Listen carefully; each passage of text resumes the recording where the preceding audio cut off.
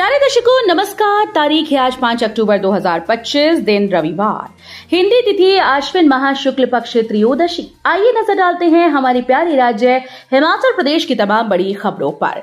Video शुरू करने से पहले कमेंट बॉक्स में जय हिंद लिखकर हमें सपोर्ट करें। तो चलिए शुरू करते हैं।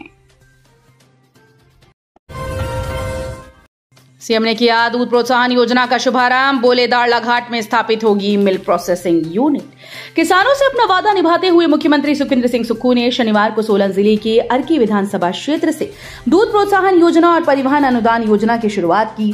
दाड़लाघाट में आयोजित एक कार्यक्रम के दौरान मुख्यमंत्री ने दूध प्रोत्साहन योजना के तहत सोलन की 2 निजी दूध समितियों गो अमृत समिति पपलोटा तथा अमृत धारा समिति दाड़लाघाट व जिला बिलासपुर की 2 निजी दूध समितियों कामधेनु व केहलूर दूध समिति से जुड़े 8000 पशुपालकों को जुलाई और अगस्त के 1.45 करोड़ रुपए डीबीटी के माध्यम से प्रदान किए। इसके अलावा इन दूध समितियों को 3 रुपए प्रति लीटर की दर से 1.59 करोड़ रुपए परिवहन अनुदान के रूप में प्रदान किए गए। राज्य सरकार ने परिवहन अनुदान को 1.5 रुपए प्रति लीटर से बढ़ाकर 3 रुपए प्रति लीटर किया है। किसानों को इन योजनाओं से प्रतिवर्ष 18.24 करोड़ रुपए के वित्तीय लाभ प्राप्त होंगी। करवट बदलेगा मौसम, कई भागों में 3 दिन भारी बारिश का अलर्ट, चोटियों पर बर्फबारी के आसार। हिमाचल प्रदेश मौसम करवट बदल सकता है। प्रदेश में 4 दिन बारिश होने के आसार हैं। इस दौरान उच्च पर्वतीय क्षेत्रों में बर्फबारी की संभावना है। सक्रिय पश्चिमी विक्षोभ अरब सागर के साथ साथ बंगाल की खाड़ी से उच्च नमी का संचार व अन्य अनुकूल स्थितियों के प्रभाव से मौसम में ये बदलाव आने की संभावना है। शनिवार को राजधानी शिमला और आसपास के भागों में धूप खिली रही। मौसम विज्ञान केंद्र शिमला के मुताबिक राज्य में 8 अक्टूबर तक लगातार बारिश होने का पूर्वानुमान है। 5 से 7 अक्टूबर के दौरान बारिश की अधिक गतिविधि होने की आशंका है, जिसकी अधिकतम तीव्रता 6 अक्टूबर को होगी। कुछ स्थानों पर 4 से 7 अक्टूबर के दौरान गरज के साथ 40 से 50 किलोमीटर प्रति घंटे की रफ्तार से तेज हवाएं चलने और ओलावृष्टि होने की संभावना है। 5 और 6 अक्टूबर को अधिकांश स्थानों पर हल्की से मध्यम बारिश के आसार हैं। हिमाचल 2 राष्ट्रीय स्कूली खेलों की मेजबानी करेगा। इन 3 में से 2 जगह का होगा चयन। हिमाचल प्रदेश में स्कूल स्तर पर खेलों को बढ़ावा देने के लिए राज्य सरकार अब नई पहल करने जा रही है। स्कूल शिक्षा निदेशालय राज्य में छात्राओं की अंडर 19 हैंडबॉल व छात्रों की अंडर 14 वॉलीबॉल खेल प्रतियोगिता का आयोजन करेगा। दोनों प्रतियोगिताएं राष्ट्रीय स्तर की होंगी। हिमाचल इसकी मेजबानी करेगा। देश भर के स्कूल से खिलाड़ी इन प्रतियोगिताओं में भाग लेने के लिए आएंगे। शिक्षा मंत्री रोहित ठाकुर की अध्यक्षता में हाल ही में आयोजित बैठक में इसको लेकर चर्चा हो चुकी है। सावधान, छोटे बच्चों को ना दें कफ सिरप, जाने केंद्र सरकार ने क्यों जारी की एडवाइजरी। बच्चों को खांसी होने पर तुरंत कफ सिरप देना खतरे से खाली नहीं। देश भर में लगातार खबरों के बाद केंद्र सरकार ने सभी राज्यों और केंद्र शासित प्रदेशों के लिए एक महत्वपूर्ण एडवाइजरी जारी की। इसमें साफ तौर पर निर्देश दिए गए कि 2 साल से कम उम्र के बच्चों को कफ सिरप बिल्कुल ना दें। ये सख्त कदम तब उठाया गया जब मध्य प्रदेश में कथित तौर पर दूषित कफ सिरप पीने से बच्चों की मौत की खबरें सामने आई।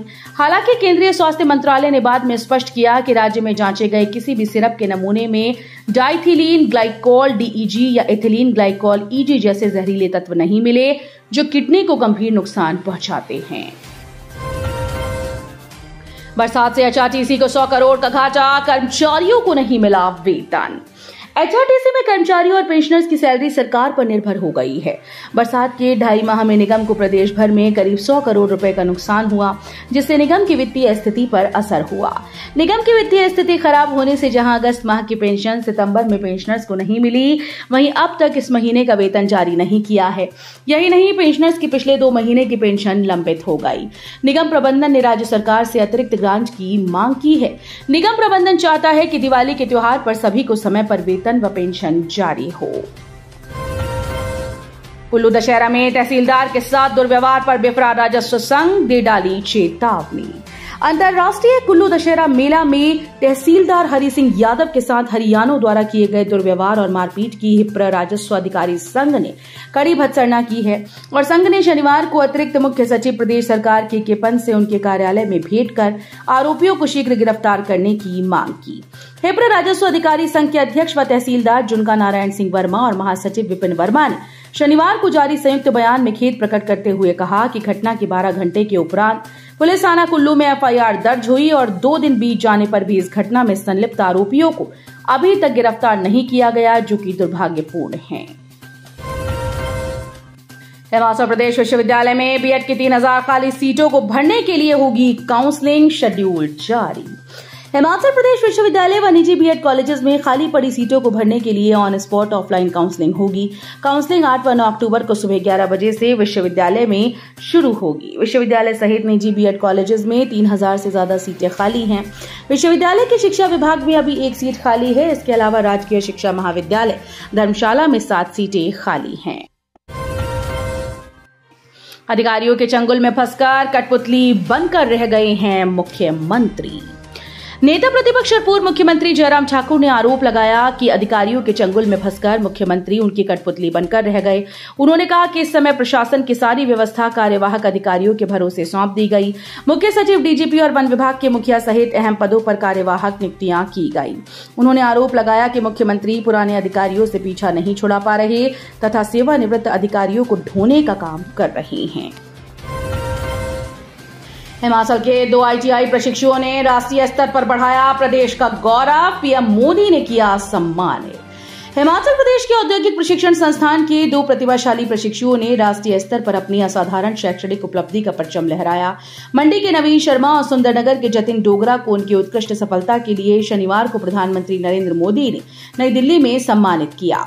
ये सम्मान भारत सरकार के कौशल विकास और उद्यमशीलता मंत्रालय द्वारा विज्ञान भवन में आयोजित राष्ट्रीय कौशल दीक्षांत समारोह में प्रदान किया गया। दिवाली से पहले बड़ा एक्शन, शिमला में डीसी ने जारी किए सख्त आदेश। दिवाली पर्व के उपलक्ष्य पर जिला शिमला में दुकानदार बिना लाइसेंस के पटाखे बेचने की अनुमति नहीं होगी। इसके बारे में उपायुक्त अनुपम कश्यप ने शनिवार को वीडियो कॉन्फ्रेंसिंग के माध्यम से सभी एसडीएम को दिशा निर्देश जारी किए। उन्होंने बैठक में कहा कि बाजारों में एसडीएम पटाखों की बिक्री को लेकर औचक निरीक्षण करेंगे। इसके साथ ही पटाखे जिन स्टोर में रखे जाएंगे उनका निरीक्षण करें। वहीं सभी एसडीएम अपने अपने अधिकार क्षेत्र में आने वाले बाजारों के दुकानदारों को पटाखों की बिक्री नियमों के मुताबिक करने के लिए जागरूक करेंगे। बिजली बोर्ड के 800 तकनीकी कर्मचारियों की पदोन्नति का रास्ता साफ, सीएम सुक्खू ने दिए कार्रवाई के आदेश। हिमाचल प्रदेश बिजली बोर्ड में पदोन्नति का इंतजार कर रहे करीब 800 तकनीकी कर्मचारियों के लिए राहत की खबर है। मुख्यमंत्री सुखविंदर सिंह सुक्खू ने कर्मचारियों की पदोन्नति प्रक्रिया में हो रही देरी पर कड़ा संज्ञान लेते हुए प्रबंधन को तत्काल कार्रवाई के आदेश जारी किए। उन्होंने आश्वासन दिया कि जिन कर्मचारियों की विभागीय पदोन्नति समिति की प्रक्रिया पूर्ण हो चुकी है उन्हें जल्द ही मंजूरी दी जाएगी। 45 साल का शख्स आइसक्रीम खिलाने के बहाने ले गया 6 वर्षीय बच्ची को, मां पहुंची तो हरकत देख रह गई दंग। हिमाचल प्रदेश के जिला शिमला के रामपुर में 6 वर्ष की बच्ची के साथ दुष्कर्म के प्रयास का मामला सामने आया। इस मामले में 45 साल की एक आइसक्रीम बेचने वाले व्यक्ति पर आरोप लगे।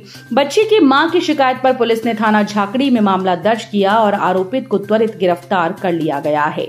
आरोपित आइसक्रीम विक्रेता है। वो मूल रूप से राजस्थान का निवासी है और झाकड़ी क्षेत्र में आइसक्रीम का स्टॉल लगाता है।